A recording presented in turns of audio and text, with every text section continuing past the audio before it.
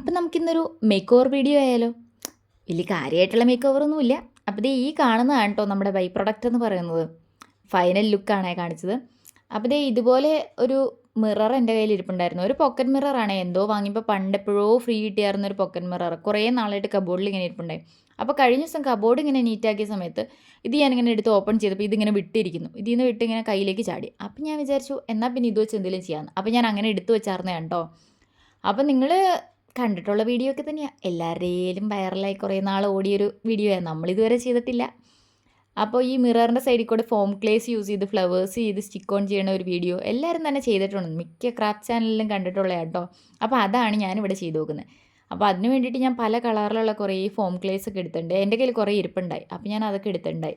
എന്നിട്ട് ചെറിയ ചെറിയ ബോൾസ് ആയിട്ട് ഉരുട്ടി കൊടുക്കുന്നുണ്ടായി. അതുപോലത്തെ ഒരു 5 എണ്ണം സെയിം കളറിൽ തന്നെ ഒരു 5 എണ്ണം എടുത്തിട്ട് അതിൻ്റെ സെൻറ്ററിൽ വേറൊരു കളറിൽ തന്നെ ഒരു ബോളും കൂടി വെച്ചിട്ടാണ് ഞാൻ ഈ ഫ്ലവർ ചെയ്തെടുത്തത്.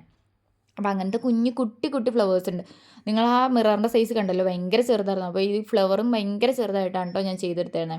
എന്നിട്ട് ഞാൻ ദേ ഇതുപോലെ കുറച്ചധികം ഫ്ലവേഴ്സ് ഉണ്ടാക്കി കൊടുത്തിട്ടുണ്ട്. എല്ലാം ഒരേപോലത്തെ സൈസും ഷേപ്പൊന്നും അല്ല, പലതും പല സൈസും ഷേപ്പൊക്കെ ആയി പോയി.